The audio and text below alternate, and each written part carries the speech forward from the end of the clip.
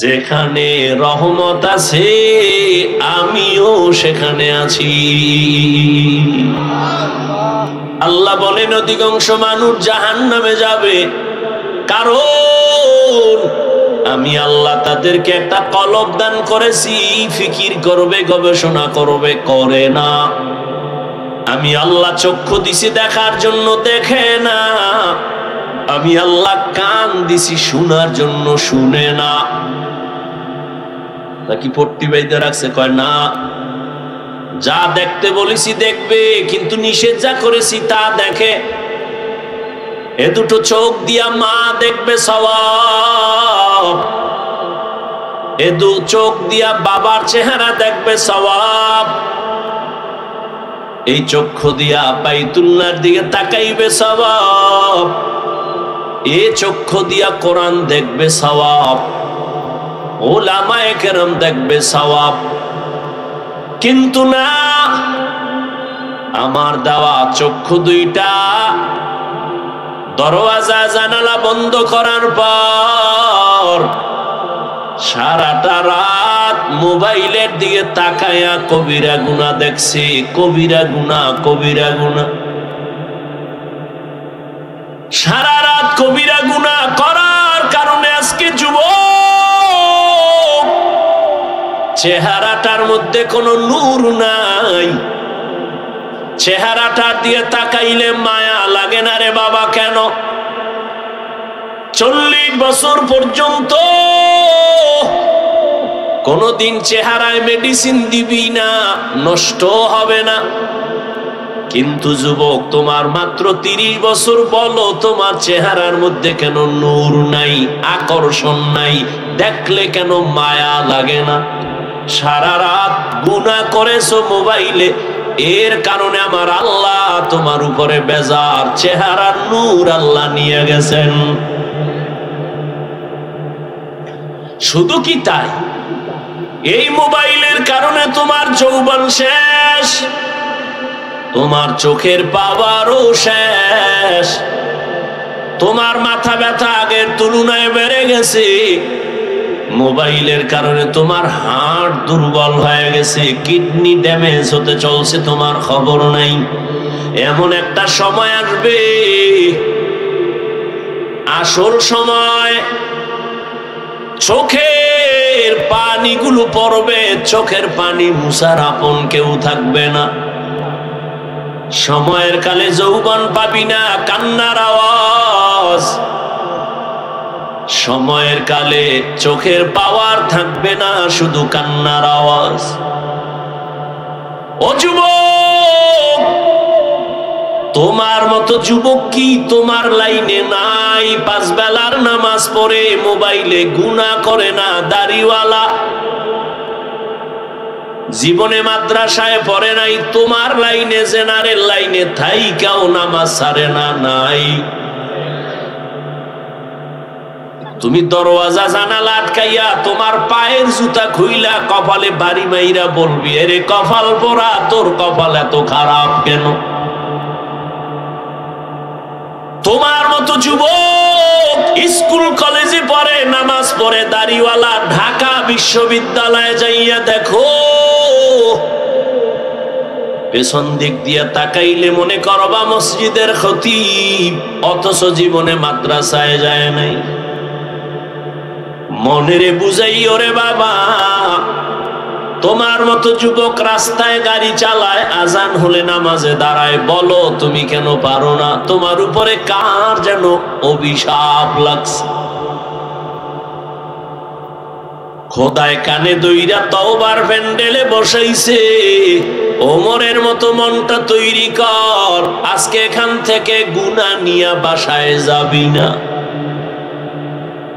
মোনাজাতে কান্না করে তওবা করবি, খোদা তোমার দেওয়া সূর্যের আলো, চাঁদের আলো, পানি, বাতাস সব আমি ভোগ করেছি, অথচ কত নাফরমানি করেছি। আজ তুমি দয়া করে বেহেশতের ময়দানে বসাইছো, মইরা গেলে যাব, তওবার নিয়ত করতেছি, আর দাড়ি কাটবো না, নামাজ ছাড়বো না, বেপরদায় চলবো না, মা বাবার সাথে বেয়াদবি করবো না। তওবা কইরা যদি বিদায় হও, আমার মালিক এত দয়াময়, আল্লাহ না করুন যদি এই তওবা কইরা যাওয়ার পথে মরিয়া যাও, বিনা হিসাবে জান্নাত।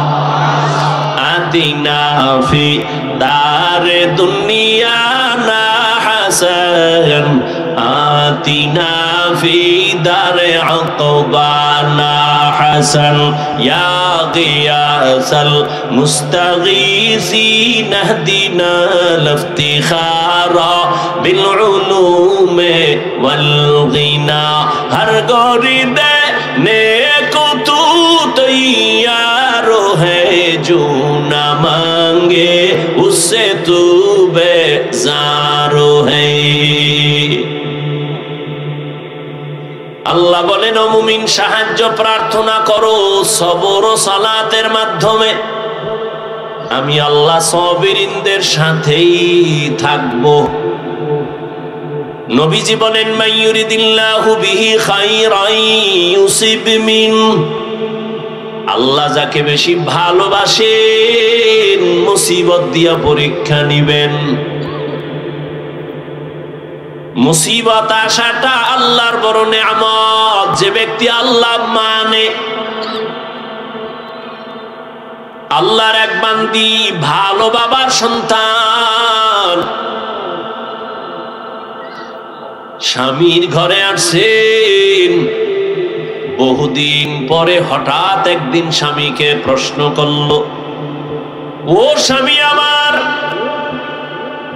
তুমি আমাকে বলবা তুমি আমাকে কেমন ভালোবাসো, মহব্বত করো? বলে আমার জীবন দিয়া, বলে দলিল, বলে তুমি আমার জীবন আর মরণ। বলে আমার জন্য তুমি সব দিবা? বলে সব, চাইলেই দিব, চাওয়া মাত্রই দিব। স্ত্রী যেহেতু ভালো বাবার সন্তান, স্বামীকে একটু পরীক্ষায় ফেলছে, বলে দিবা কাহা? চাইলেই দিবা কা? চাইলেই তালাক দাও। কি দাও? স্বামী বলে, এটা কি বললাম? মরে যাব, কিন্তু এটা কি কখনো সম্ভব? মৃদু হালকা একটু তর্ক সমাধানের জন্য দরবারের নবুবিতে রওয়ানা।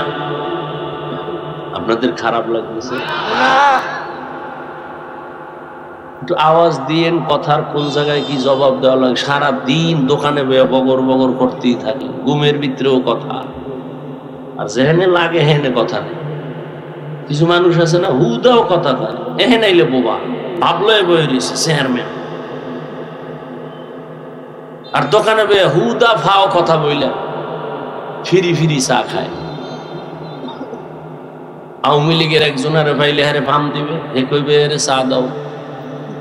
বিএমপির একজন পাইলে আবার আওয়ামী লীগের বিরুদ্ধে কইবে, বিএমপি কইবে চায়ের সাথে একটা রুটিও মারো।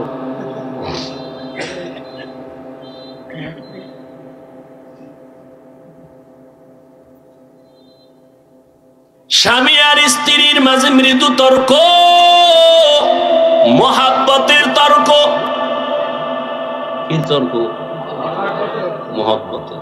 আপনারা কি আরে? স্বামী আর স্ত্রী ঝগড়া করে, গালি দেয়, সন্তান মাঝখানে বয়া বয়া শিখে। কি আদর্শ মা বাপ! আর এখন তো ফ্রি মাইন্ড আর ডোন্ট মাইন্ড। এখন আর আপনি আপনি নাই, নাম ধরে ডাকে। স্বামীরে নাম ধরে বিবি ডাকে, হৃদয় শুনে যা, নাম ধরে ডাকে, ফ্রি মাইন্ড। আবার হৃদয় ম্যাডামের নাম ধরে ডাকে, বেবি শুনো। আল্লাহর মায়ের দুনিয়ার ভাই দিছে একটা ছেলে সন্তান, এইটা দীর্ঘদিন শুনতেছে। একজনে আর একজনারে কয় হৃদয়, কেউ কয় বেবি। ছেলেও ডাক দিছে, এই হৃদয় টাকা দে। মায়ের ডাক দিয়া কয় বেবি খানা দে। আব্বু বলে না, আম্মু বলে না, উপায় কি? ঘটকের ডাক দিয়া কয় কপাল খারাপ, ছেলে আব্বু ডাকে না, আম্মু ডাকে না, কলিজা ছিঁড়ে যায়। কি করার? কয় শিখাই শুনি। কয় না, উপায় কি? ডোন্ট মাইনার ফ্রি মাইন্ডে জুতার বাড়ি। আর কি করবি? ছেলেটারে মাঝখানে বসাইয়া স্বামী আর স্ত্রী একজনে আর একজনারে আব্বু আম্মু কাওয়ার রিহার্সাল দে। একবার বউরে তুই কা আম্মু, বউ কইবে স্বামীরে আব্বু। এটা শিখা, নাইলে উপায় কি? নাইলে জুতা দিয়া কপালে বাইরা ফ্রি মাইন্ডের ফলাফল লই আলা। মিছা কইতেছি? ঘরের এক রুমের মধ্যে মা বাবা মোবাইল চালায়, আর অন্যদিকে সন্তানের মোবাইল দিছে, ও আর এক রুমে মোবাইল চালায়। মোটামুটি পুরা বাড়িটার মধ্যে সারা রাত কবিরা গুনার প্র্যাকটিস চলে। মা বাবা ছুরি সারা গলাটারে জবাইয়ের রাস্তায় নিয়ে এবার তাবিজ নিয়ে দৌড়ায়, হুজুর একটা তাবিজ দেন। সন্তান কথা শুনে না। কত বাচ্চারে মা বাবা মোবাইল দিছে, এখন আর বাচ্চা মাও বলে না, বাবাও বলে না, বোবা বোবা ভাব, কথাই বলে না। একজনে কয় হুজুর একটু তেল ভরা পানি ভরা দিবেন নি। আমি বললাম জুতা ভরা দিলেও কাজ হবে না। জিন্দেগি মে বন্দগি তু কার নাহি, जिंदगी में बंदगी तू कर नहीं, जिंदगी में बंदगी शर्मिंदा है, जिंदगी में बंदगी शर्मिंदा है। यहाँ हम सब मुसाफिर दिल ना लगा,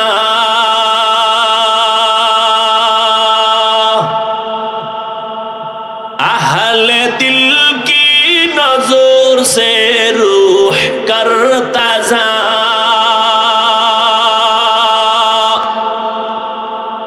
यहाँ हम सब मुसाफिर दिल ना लगा,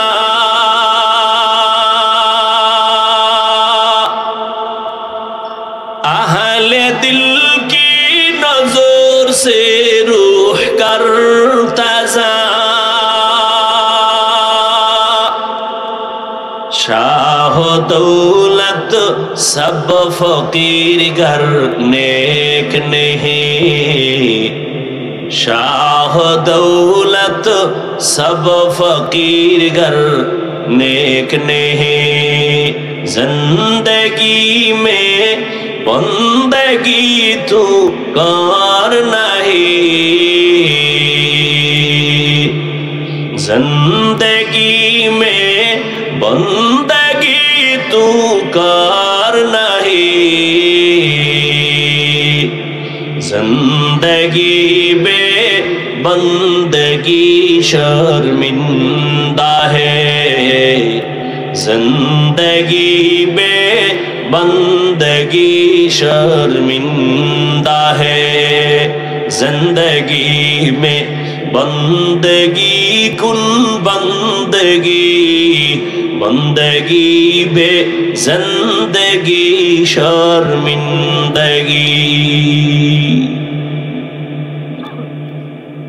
নবীজি বলেন আল্লাহ যাকে পছন্দ করেন তাকে আল্লাহ পরীক্ষা নিবেন মুসিবতের দ্বারা। স্বামী আর স্ত্রী যখন তালাক চাইছে, স্বামী বলে দেওয়া হবে না, বলে ওয়াদা দিছো চাইলেই দিবা, এখন কেন দিবা না? চলো সমাধানের জন্য রহমতের নবীর দরবারে। নুজহাতুল মাজালিস নামক কিতাবে সবরের বয়ানে ঘটনা আছে। হঠাৎ রাস্তার মাঝে গিয়া স্বামী বেচারা পড়ে গিয়া পাও ভেঙ্গে গেল, চিৎকার দেয় আমাকে ধর।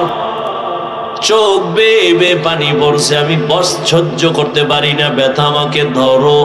ও মালিক আমারে মাফ করো। স্ত্রী কয় নবীর দরবার বাদ, চলো বাড়ি চলো। হাত ধরে বাড়ি আইসা স্ত্রী ডাক দিয়ে কয় স্বামী মাফ করে দাও, আমি যে তালাক চাইছিলাম আমার কথা আমি ফিরাইয়া নিলাম, উড্ড করে নিলাম। স্বামী বলে চাইলা কেন, চাওয়ার পরে ফিরাইলা কেন? তুমি কি নবীর হাদিস শোনো নাই?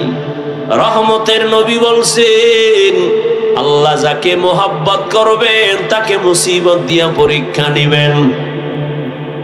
আমি তোমার ঘরে কত বছর সংসার চালাইলাম, কোনদিন একটা মুসিবত দেখি নাই।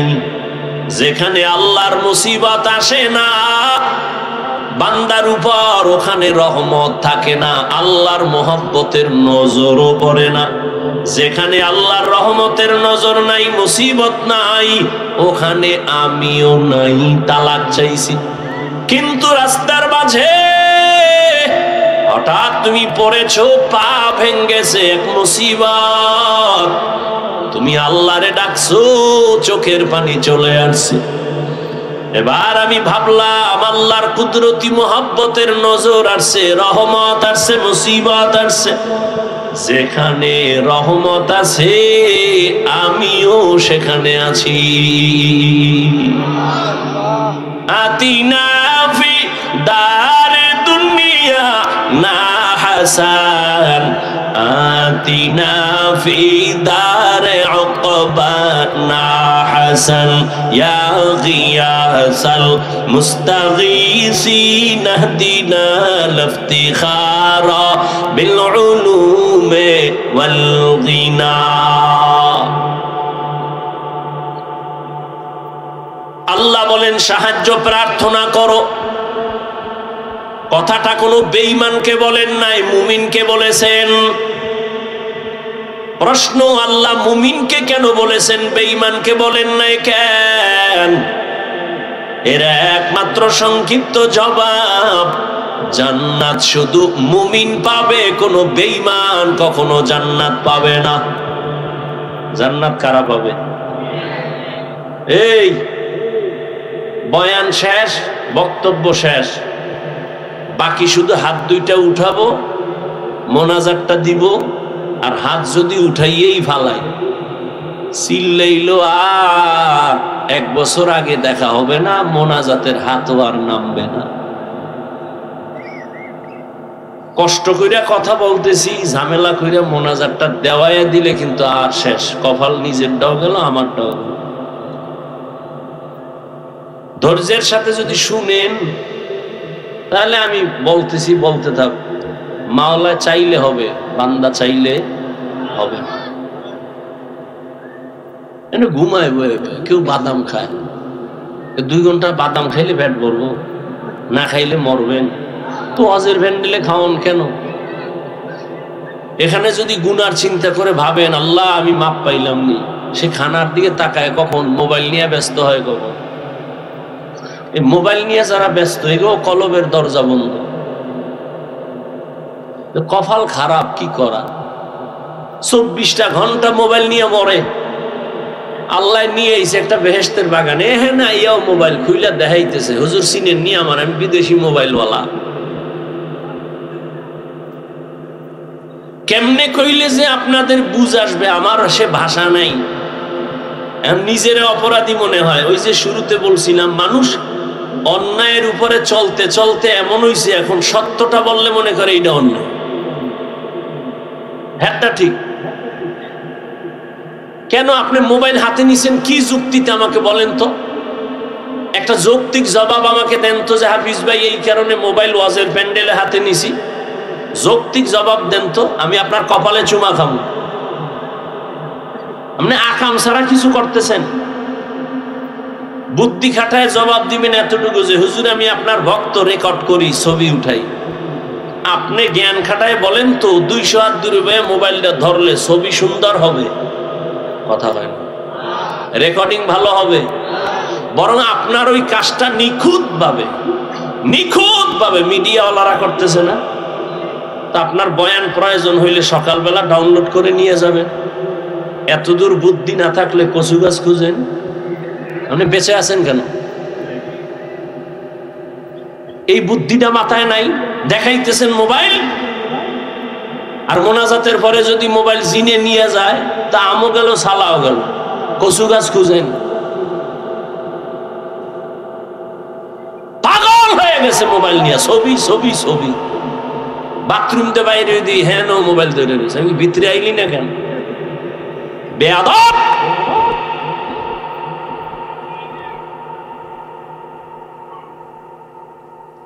সরকারের অর্ডার ছাড়া আর মদিনার অর্ডার ছাড়া ভিন্ন কোনো কারণে ছবি তোলা 1000 কোটি বার হারাম, কবিরা গুনাহ। পাগল হয়ে গেছে ছবির জন্য। সালাম নাই, কালাম নাই, হাতটা বাড়ায় দেয়, ওদিকে মোবাইল ধরে রাখছে, হুজুরের লাগে হাত মিলেছে। এটা সওয়াব হইব না গুনাহ হইব? এটা সালাম না ফ্যাশন? কিসের সালাম?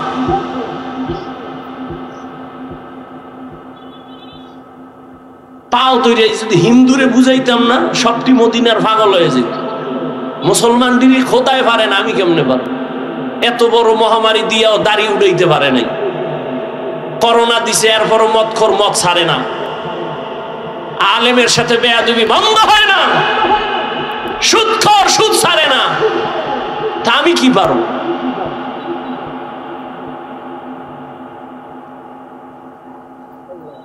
হজে আইছে, একটা বেলুন কিনছে। বেলুন কি কিনছে? বাড়ি গিয়া ম্যাডাম কা কি আনছো? কাছে মোনাজাতে কবুল হয়েছে বেলুন। বেলুন হাসেন আপনারা। আমার দুটো জুতের দিয়ে বাড়ি দিল, আমি খুশি হইতাম। আমার এত কষ্ট নিয়ে কথাটা বলতেছি। মানুষ এত নষ্ট হইল কেন? কারণ কি? একটা প্লাস্টিকের মাছ কিনছে, বিশাল বড় তিমি মাছ।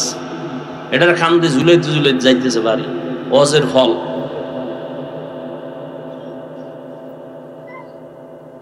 ঘুমের মধ্যে ঠাডা পড়তো, খালি মোহাম্মদের উম্মত হইছে, এই জন্য বাইসা গেল। মোহাম্মদের উম্মত না হইলে ঘুমের থেকে উঠা দেখতা চেহারা কুত্তার মতো হয়ে গেছে, শুকরের মতো হয়ে গেছে। মোহাম্মদের উম্মত হয়ে সারলা। কপাল খারাপ, চিনলা না সে মোহাম্মদ নবীকে।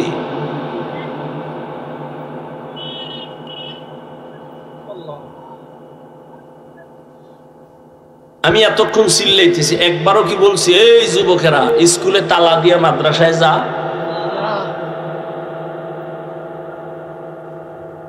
আর কেমনে বুঝাইলে এ জাতি দিনের পথে আসবে? কই আমার দলের দিকে ডাকি নেই তো, আমার দলই নাই, আবার ডাকমুখী।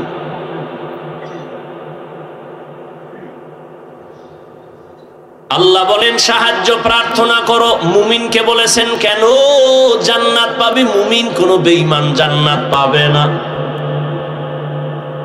আর মুমিনেরাও যে জান্নাত পাবে বড় ফিডাফিডির পরে, আগে না। এবার বুঝেন, মুমিন জান্নাত পাবে এটা ফাইনাল। তবে মুমিন যে পাবে কত ফিডা আছে কপাল। কেন আপনারা জানেন, স্মরণ করায় দিচ্ছি 1 মিনিট। রহমতের নবী বলেছেন আমার আগে একদল চালাক উম্মত ছিল, বনি ইসরাঈলেরা। এত চালাক, নিজেদের মধ্যে হিংসার দ্বন্দ্ব করিয়া করিয়া দলে দলে দলে দলে ভাগ হয়ে 72 দল হয়েছিল। আমার উম্মত আরো চালাক, আমার উম্মতের মধ্যে আরো একটা দল বেড়ে যাবে। কয় দল হবে টোটাল? কুল্লুহুম ফিন্নার, সব জাহান্নামে যাবে, ইল্লা মিল্লাতান ওয়াহিদা, এক দল জান্নাতে যাবে। ক্বালু মান হিয়া ইয়া রাসূলুল্লাহ, সাহাবায়ে কেরাম বললেন ইয়া রাসূলুল্লাহ